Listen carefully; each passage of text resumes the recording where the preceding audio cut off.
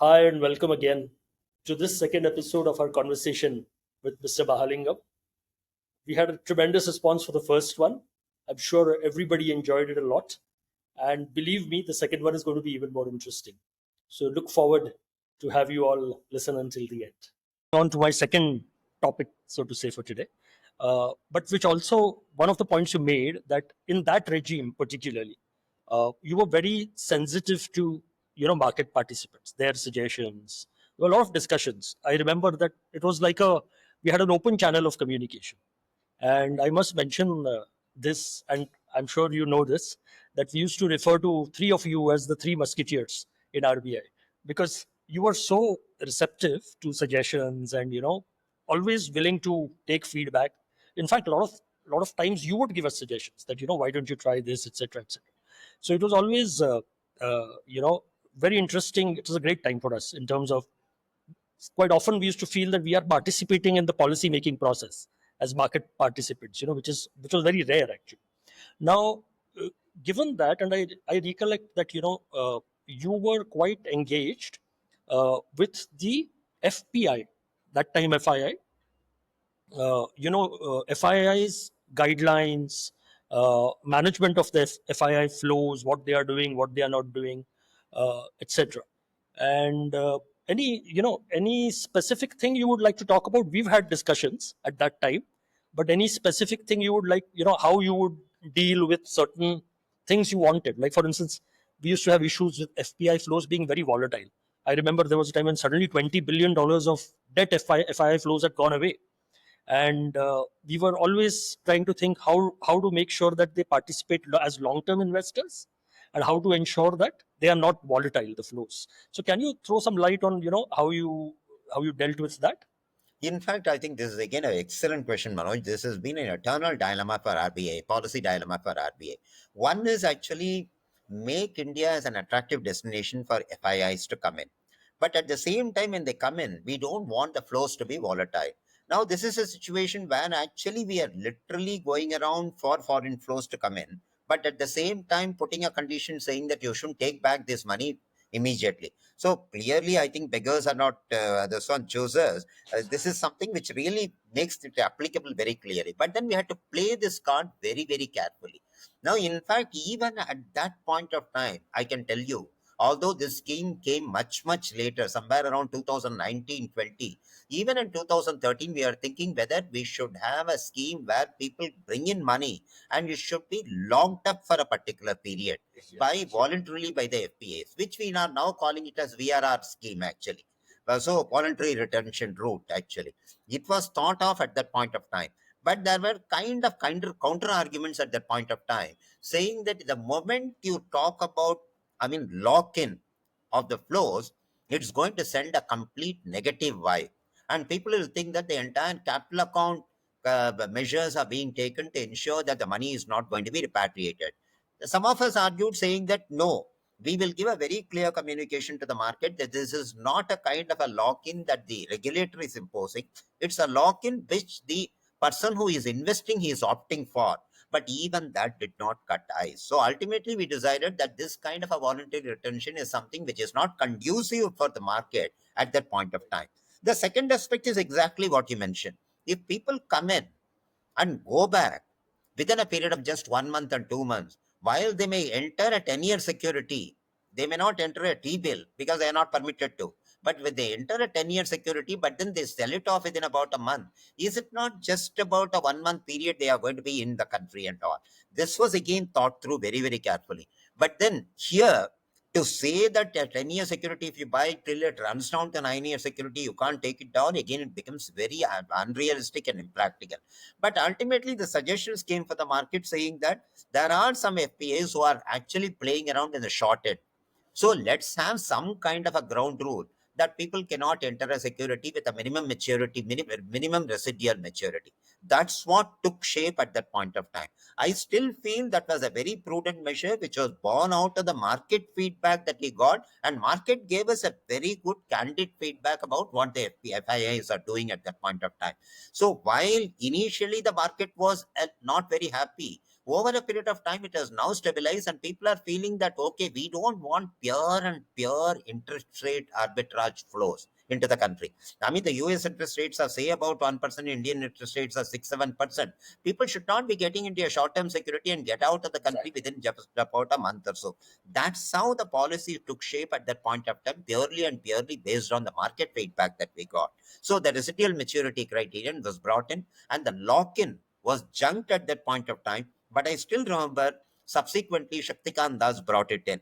And today I would say that actually that VRR is also a good scheme, actually. In fact, I can do a mea culpa on it because you have not mentioned as a good citizen, but I must that I was probably responsible for that feedback about having a 1 year lock in, and at that time I was at a foreign bank, so it wasn't very well appreciated by the foreign investors, like you noted. And but what was important, and which is where uh, by when we discussed this or when I suggested this, within a week the guideline had come. So, Yeah, why I want to highlight is that the regime at that time was so receptive that anything which felt sensible or would help the market, suggestions were very well received and action was taken very promptly. right. So people might think regulator or RBI is a bureaucracy or stuff like that, which is, at least in my experience, wherever it makes sense, action has been extremely fast. And I must, without mincing words, I must say that your tenure there, particularly, I think action was very fast. And, Mr. Khan was DG at that time, and Ms. Padmanabhan was there as well. They were extremely receptive to whatever was said by the market. You're right, Manoj. Actually, that crux of the decision making at that time was basically the time. I mean, we didn't want to be faltering on the time limits, actually, because everything was to be done. If at all it has to be effective, something has to be done in time. We can't take eternal amount of time to think over it. And thankfully, the market was with us. Market was giving us good feedback, candid feedback, true feedback, which helped us actually taking up the calls very fast. I understand that, okay, there is kind of a risk element. If the market feedback, if the market estimate of how things will turn out, itself turns out to be wrong, okay, fine, we'll be at the receiving end of it. But unless we take a bit of a risk, I think it's very difficult to roll out policies in crisis times. Yeah. And sometimes also what happens is, again, which is what differentiated in my mind your regime from earlier or later, was that quite often market players' suggestions are taken with some skepticism. That are they coming from a position of, without them, they have some agenda, etc. So that was refreshingly not present at that time, which Yeah. which I think possibly worked to have fostering a very good market vis-a-vis regulator relationship. Very true, very true. I think basically the trust factor helped actually. That was a trust where, I mean, RBI could repose a lot of trust on the market participant, and the reverse was also true. So, actually, the policies could be made faster and they could be very effective policies actually. Right. I have two more topics. So one of them, and I'm going backwards in terms of the timing. So that we have talked about the FPI. We talked about 2013. Now I want to talk about 2008 when the whole derivatives collapse happened, so to say. Starting with the mortgage crisis in the US, and which spread very rapidly to us, uh, thanks to the fact that there were a lot of derivatives positions which corporates had taken. And in a market like ours where people weren't that smart but were very keen to, all corporates want to save costs. Also, there were a lot of profit centers in corporates at that time. So this derivatives crisis happened. There were a lot of litigation, went to court.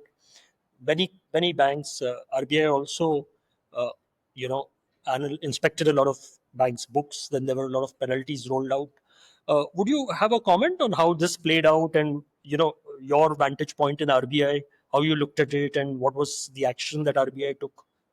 Yeah, I mean, to the extent that I can remember, I can definitely give a feedback to you. One is, of course, see, in RBA, the organization setup is such that there is one department which regulates actually the foreign exchange management. That's called the foreign exchange department. In those days, it was called as a exchange control department. In these days, it's called as foreign exchange department. Whereas I mean, we were sitting in the market departments, which is called the financial market department. Yeah. But the good thing about RBI those days, and even today, that's what I feel, is that there is a very close coordination between the foreign exchange department, which regulates the measures of, yeah, attracting foreign exchange and outflows and all that, with the market departments, which actually manage the market. Now, at that point of time, I think we did hear a lot about the corporates getting missold on the derivatives. Now, when I use the term missold, I'm very, very careful and conscious about using this term misselling actually. Now, misselling does not take place, I mean, to a corporate, which is supposed to be an informed player in the foreign exchange market. To say that misselling has been done by the bank may be only a part of the story. I think the corporates are willing to do it on their own. It is not the bank's advice that they were actually heeding. They were also willing to take a punt on that.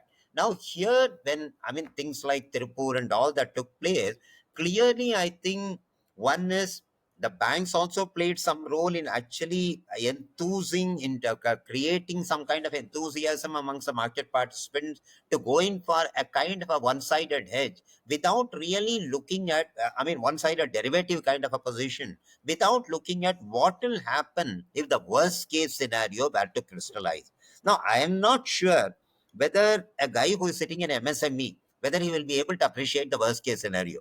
For him, what counts is if he can make about $50,000 in this transaction through mere foreign exchange market, I think he'll be too happy about it. But if you tell him that the worst case scenario is this, either he may not be able to appreciate, or he will actually bank it upon God, saying that no, the worst case scenario would not happen. Ultimately, when I look at the derivatives disaster, my feeling is that both players had an equal role to play. Mis-selling from the part of the banks which are selling the derivatives, and the corporates which are willing to take that risk without understanding the entire components of risk involved. This is how the derivative disaster took place. So this is where RBI stepped in. RBI felt that actually the banks have to play a much more responsible role in terms of derivatives, without actually, I mean, explaining the risk element in the entire derivative instrument, or the risk reward ratio, or if you don't hedge at all. I mean, if you are, let's assume your entire receivables are going to be in dollars, but suddenly somebody comes and tells you, why don't you convert that into yen? Yeah. Actually, now this sounds something too good to be true. That if you are going to be yen, you are going to be receiving a lot more rupees in future rather than actually receiving dollars. So this is a kind of advice. Ultimately, it played out in the market as a kind of a derivative disaster. So basically, what RBI wanted is the bank should be well governed. Their governance mechanisms in terms of explaining to the customers, it's being made a part of a kind of a direct and a vicarious responsibility, that unless you explain the whole thing to them, you are not supposed to enter into these kinds of transactions at all. I know that 2008 exacerbated it, because at that time actually the entire markets were moved either, and that created a huge amount of issues for the market. But thankfully, I think overall both sides learned lessons, and thankfully we are in a better position today. And I think a couple of good things emerged from that. One is that, we had a very proper suitability and appropriateness policy Correct. rollout, Correct. which was prescribed. It came in the form of more of a prescription from RBI, but it Yeah. was really useful because a lot of us built on that. And to be honest, globally, actually there was, because I always been in foreign banks during that time frame, Yeah. and globally there really wasn't a suitability and appropriateness policy. Right. Whatever was there was very limited. So to be fair, we shouldn't fault India, and we know that this kind of stuff really hurt even retail Yeah. investors, right, globally. So it Yeah. is a fact that maybe a lot of things were done which were not desirable at that time. But Yeah. one good development was the suitability and appropriateness policy and adoption of that going forward.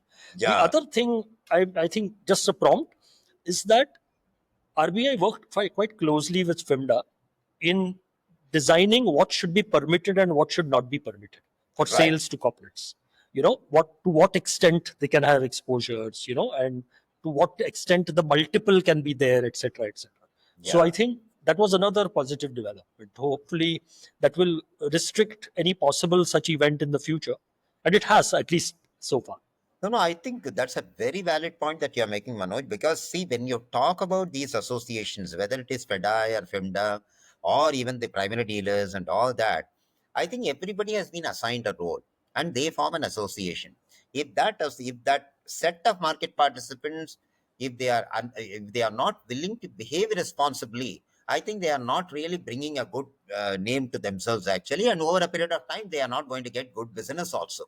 So clearly, I think these associations, I think they realize a lot more responsibility is there on their shoulders. So that's why actually whatever was transmitted from RBI, the message was carried through very fast, and they become true regulators, the first line regulators actually, which was very, very essential actually.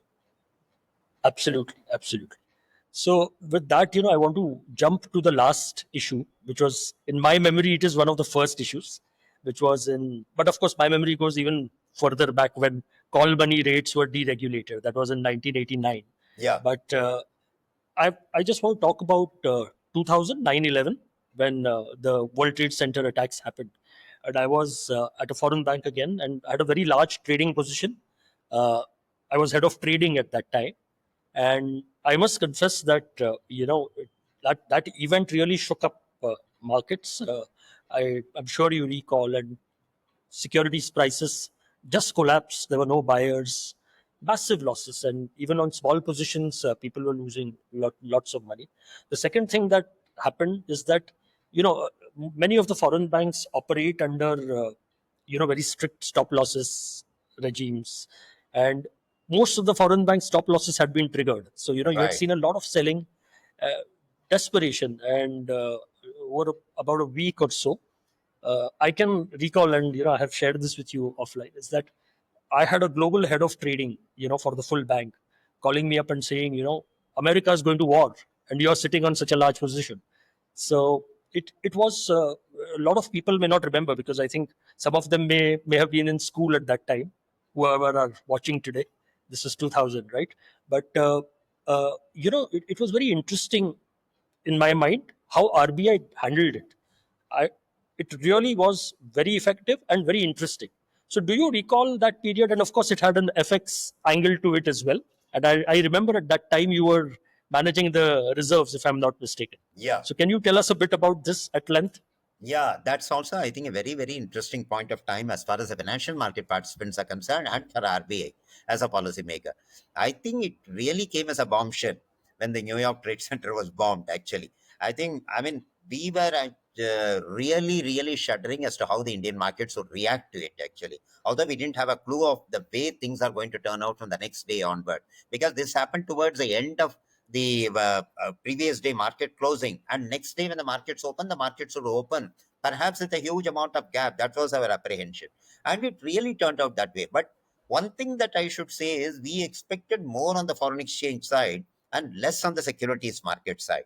Foreign exchange side, yes, a lot of things happened, but securities market, it happened much more than what we had thought of at that point of time. Again, I want to bring here one aspect of coordination within RBI. There is a department which manages the domestic securities, that is IDMD, Internal Debt Yes. Management Department, whereas the foreign exchange is managed by DEIO, Department of Right. External Investments and Operation. Thankfully, we had people who had worked in both the departments, and we were headed by people like Madam Usha Thorat at that time, who had excellent experience of both the departments at that point of time. Yes. So she could actually bring on the table a kind of a collective experience of both the departments. So when the securities depreciated very heavily, and as you rightly said, when actually the foreign bank stop loss triggers were there and people are selling like nobody's business, Reserve Bank was wondering what to do. Now, till that time, we had not, I mean, intervened in the security market in a very big way at all. I think all that we could do was one-off open market operations here and there. True. Otherwise, our intervention in the security market was far less compared to the intervention in the foreign exchange market. Foreign exchange intervention we are used to right from 1993, 94 onward, and 96 there was a kind of volatility, 98 again there was a volatility and all. So we are quite experienced in managing the forex volatility. But when it comes to securities market volatility, which also impacts a very critical economic variable, the interest rate of the country, we have to be very careful about it. That was the first time that we thought that how do we actually step into the market and then bring in some kind of a psychological confidence, some kind of a booster, confidence booster to the market. So that was when it was thought that perhaps can we go in and announce saying that we can buy up these securities. We are prepared to buy these securities. we will say that we are prepared, we are going to be on the buy side, and the market can sell as much as it wants. Now, this again, people thought that are we going to create a kind of a situation where there could be a liquidity flooding in the system actually because of this buying of securities from RBI side? Now, clearly, yes, that was a risk to be taken if the interest rates were to be managed. If the interest rates are going to really go through the roof, obviously it is going to completely dent the monetary policy objectives that we have.